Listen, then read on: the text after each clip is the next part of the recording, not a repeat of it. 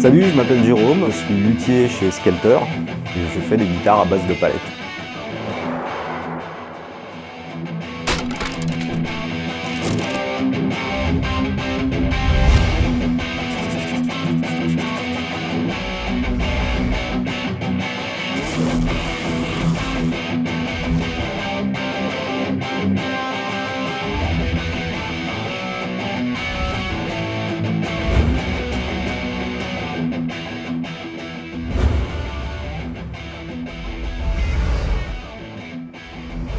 J'ai commencé à écouter du rock, j'ai commencé par téléphone en fait quand j'avais 7 ans, grâce à un cousin qui m'a éduqué musicalement.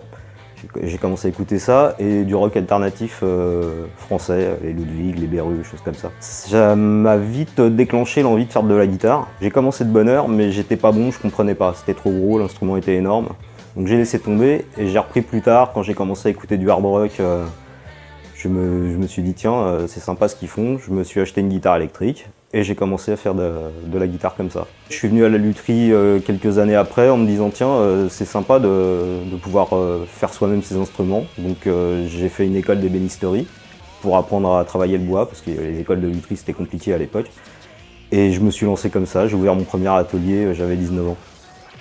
Ça n'a pas duré des années, enfin si, ça a duré 5 ans. Et au bout de 5 ans, j'ai arrêté parce que les Japonaises étaient plus forts que moi. Alors la guitare, c'est ce qui m'est venu en premier, c'est ce qui avait de plus simple. La batterie, ça prenait de la place. J'ai jamais trop aimé la batterie, enfin, c'est pas un instrument qui m'attire. Et puis la guitare, c'est l'instrument du rocker, quoi. Il n'y a pas de rocker-batteur.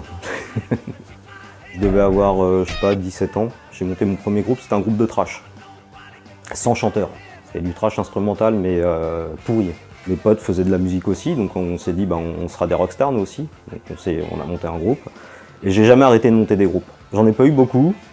Là actuellement j'ai remonté mon groupe de rock alternatif ska punk qu'on avait il y a 25 ans. On l'a remonté il y a 2 ans. Plus pour le fun que pour être des stars. Mais on s'éclate bien. La musique c'est fait pour s'éclater. Il faut pas se prendre au sérieux. Si tu te prends au sérieux, tu rigoles pas. Il faut rigoler.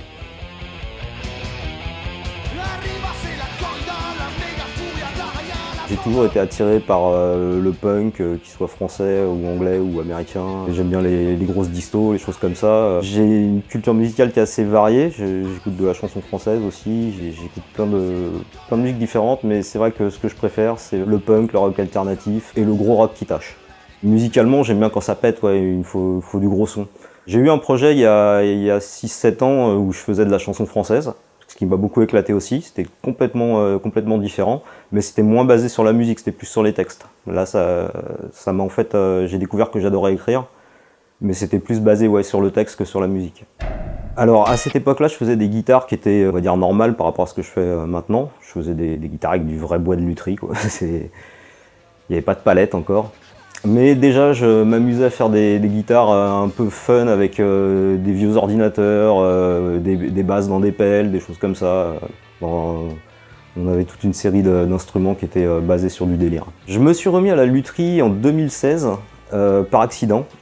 Ma copine est chaudronnière. Elle avait fait une table basse en acier et on s'est dit que ça pouvait être sympa de faire un plateau en palette. Donc on a fait cette table basse.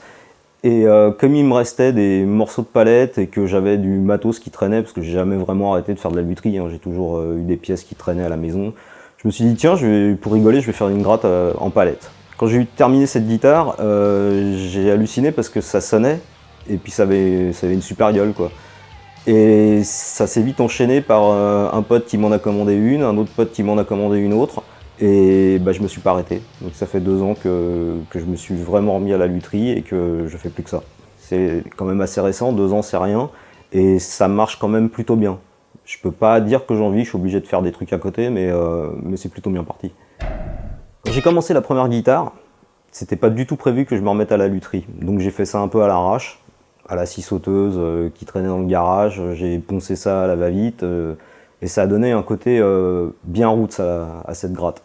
C'est ce qui m'a donné envie de continuer dans cette optique-là, faire des guitares avec un côté roots. Mais il fallait quand même qu'il y ait un niveau de finition un peu plus élevé que la première. Donc on va dire que les 3-4 premières guitares étaient un peu mal finies, parce que je me remettais à la lutherie, ça faisait 20 ans que j'avais pas fait d'instrument réellement. Donc les premières étaient un peu ratées, un peu pas super. Là, j'en suis à peu près à la 20e guitare, voire un peu plus. Entre-temps, j'ai fait des basses, j'ai fait des modèles gauchers. Mais les guitares de maintenant ont toujours le côté roots que j'affectionne.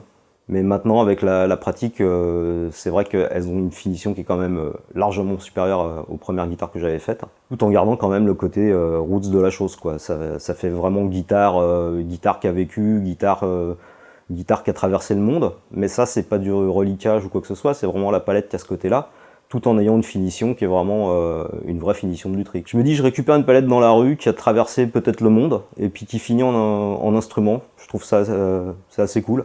Maintenant, le côté sauvons la planète, pour être honnête, c'est pas mon truc à 100%, je suis pas trop comme ça, mais c'est intéressant dans le concept. Hein. Mais c'est plus le côté, ouais, cette guitare elle a été faite par du bois qui a voyagé à droite à gauche, qui a porté des... On sait pas ce qu'elle a transporté, cette palette. Elle arrive, elle est abîmée, et puis on lui redonne une deuxième vie en tant qu'instrument. J'ai une grosse recherche au niveau du bois, qui est pas évidente, mine de rien. Et ça me prend énormément de temps pour faire un corps, comparé à un bois de lutherie que j'aurais juste à coller en deux parties, et puis après j'aurais mon corps à tailler dedans. Là c'est un gros travail de collage et de sélection des parties pour qu'au final la guitare ait la gueule que j'ai envie qu'elle ait, quoi. Sur une palette, je récupère environ 2 lattes, parce que je prends pas n'importe quoi comme bois non plus. Faut pas croire qu'avec une palette je fais 3 guitares, c'est pas vrai. Avec une palette, j'arrive à récupérer 2 lattes. En règle générale, une guitare a besoin de 6 lattes pour pouvoir faire un corps complet. Au niveau des couleurs de mes guitares, j'ai beaucoup de guitares qui tirent vers le bleu ou vers le côté bois, quelques-unes vers le rouge. En fait, c'est le côté, on va dire, naturel de la palette. Les palettes, selon les pays, ont une couleur, selon leur provenance. Les palettes orange viennent du Canada, donc j'ai fait une ou deux guitares orange, comme ça. Jusqu'à maintenant, je refaisais pas les couleurs, c'était vraiment le côté naturel, on va dire, de la palette. Mais depuis quelques guitares, on va dire, j'ai commencé à faire des teintes. Donc maintenant, j'essaye de varier un peu, j'ai fait des blanches. Aujourd'hui, je suis en train de faire une guitare rouge, mais qui n'est pas du tout le rouge de la palette habituelle. C'est une commande d'un client qui voulait un rouge bien précis. Donc ça va changer du côté des couleurs naturelles de la palette, quoi. Donc maintenant je peux partir dans n'importe quoi, j'ai prévu un jaune pour bientôt. Moi j'utilise une peinture à l'eau qui est très diluée, où je fais plusieurs couches de peinture, mais vraiment diluée dans l'eau, et avec beaucoup de ponçage, jusqu'à ce que j'arrive à un résultat qui me plaît.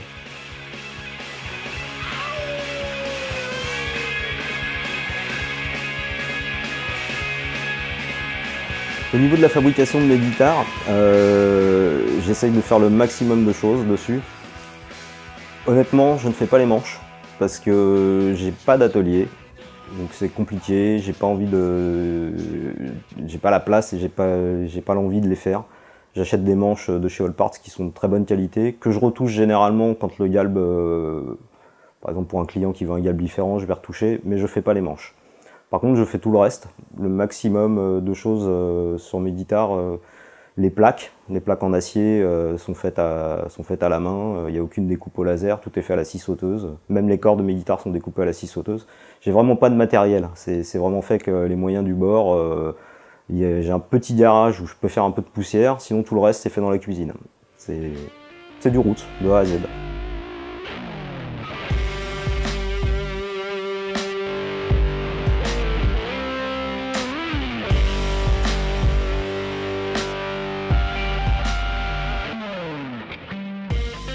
Au niveau des formes des guitares, donc j'ai un peu tout essayé, même s'il en reste plein. J'ai commencé par les classiques, Telecaster, Strat, Les Paul. Je suis parti aussi dans un modèle à moi qui avait été dessiné par ma copine, qui est donc le premier modèle Skelter vraiment, qui s'appelle la Twins. À côté de ça, plus j'avance, plus j'en fais, plus j'ai envie de me lancer des défis. Là récemment j'ai fait une demi-caisse. Donc c'est un défi d'un ami en fait, qui m'a dit fais-moi une demi-caisse en palette. Donc j'ai trouvé ça bizarre au départ, je me suis dit c'est ingérable, c'est impossible. J'ai galéré mais j'ai réussi.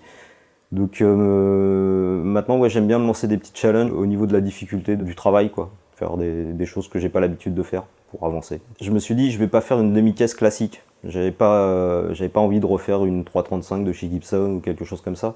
Donc j'ai voulu un peu adapter une forme, pas à moi, parce que c'est une forme qui est inspirée aussi de chez Gibson, mais d'un modèle qui n'a rien à voir, qui est la guitare de Joan Jett, que j'ai agrandi, que j'ai redessiné, affiné au niveau des cornes. Ce qui fait que ça fait une demi-caisse qui est un peu plus fine et un peu moins grosse qu'une demi-caisse standard, on va dire, mais qui garde quand même ce côté avec les deux ouïes, dont une dans le métal et une dans le bois. Ça fait un contraste. J'ai eu un problème d'équilibre, qui est une demi-caisse en palette, c'est plus léger qu'une demi-caisse en acajou, par exemple. À l'intérieur, elle a une plaque en acier rajoutée pour combler le problème de poids. Pour l'instant, j'ai fait une seule basse, parce que j'avais tous les bassistes qui me tannaient en me disant « Ouais, quand est-ce que tu fais une basse, quand est-ce que tu fais une basse ?» Donc j'ai fait une basse. C'est pas l'instrument que je préfère pour moi personnellement. Ben bon, je peux faire des basses à la demande, mais c'est vraiment à la demande. Je fais pas de basse à l'avance pour mon délire. Alors que les guitares, si j'ai entre deux commandes, si j'ai une envie particulière, je la fais. Alors moi j'ai deux Gibson que j'ai depuis 20 ans. J'ai toujours joué sur Gibson, j'aime bien Gibson.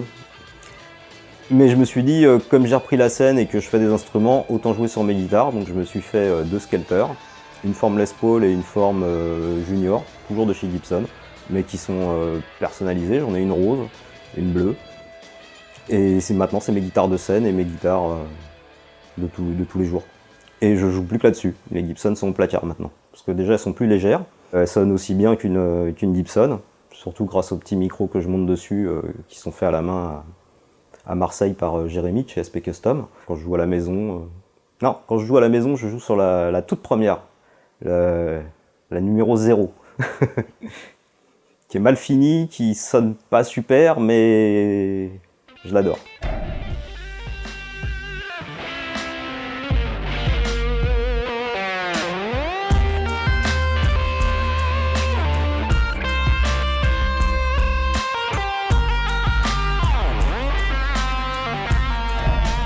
C'était Jérôme de Skelter, merci à Metal Impact pour l'interview, c'était cool.